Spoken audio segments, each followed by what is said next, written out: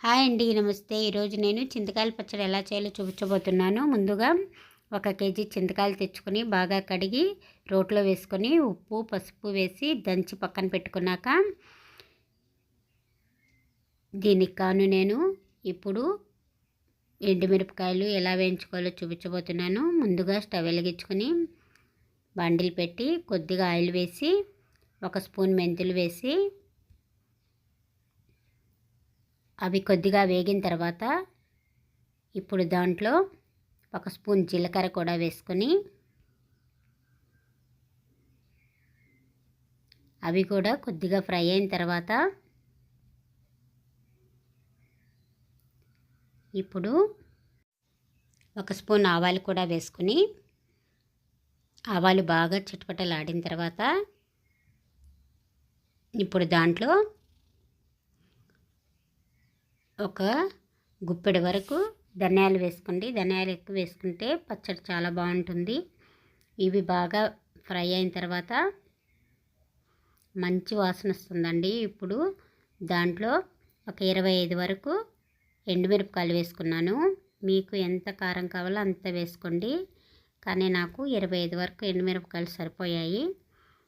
ఇవి కూడా వేసుకొని బాగా ఫ్రై అయిన తర్వాత తీసి పక్కన పెట్టుకొని ఈ మసాలా ఎంత బాగా స్లోగా వేయించుకుంటే అంత బాగుంటుందండి పచ్చడి. ఇవి బాగా చల్లారిన తర్వాత మిక్సీ జార్లో వేసుకొని అందులో కొద్దిగా సాల్ట్ వేసుకోవాలండి. నేను చింతకాయల్లో సాల్ట్ వేస్తున్నాను కాబట్టి ఇక్కడ కొద్దిగా సాల్ట్ వేసాను.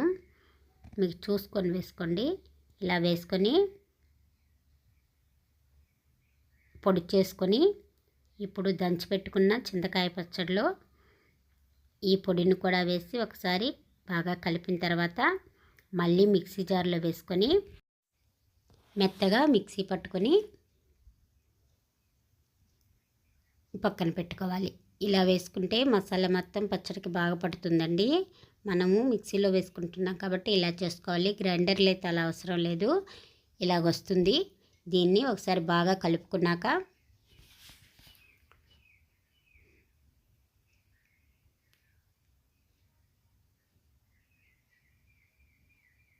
ఉప్పు కారం బాగా సరిపోయిందో లేదో చూసుకోండి. ఉప్పు సరిపోకపోతే మళ్ళీ కొద్దిగా వేసుకోండి. ఇప్పుడు స్టవ్ వెలిగించుకొని బాండిల్ పెట్టి అందులో ఆయిల్ వేసి ఆవాలు, పచ్చెనపప్పు, జీలకర్ర, ఎండుమిరపకాయలు వేగిన తర్వాత ఇంగువ, కొద్దిగా కరివేపాకు, తెల్లగడ్డలు వేసి బాగా ఫ్రై అయిన తర్వాత దంచి పెట్టుకున్న పచ్చడిని అందులో వేసి ఈ పచ్చడి మొత్తం ఆయిల్ బాగా పీల్చేటట్టుగా బాగా కలుపుకోవాలండి. ఆయిల్ భలే పీల్చేస్తుంది పచ్చడి. కొద్దిగా ఆయిల్ ఎక్కువ వేసుకున్నా పర్వాలేదు. ఇలా ఒకసారి బాగా కలుపుకున్నాక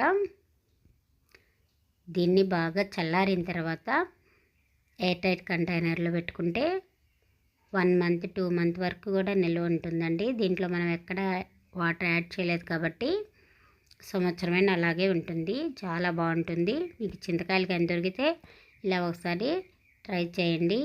అన్నంలో వేసుకొని నెయ్యి వేసుకొని తింటే చాలా బాగుంటుంది. Thank you for watching.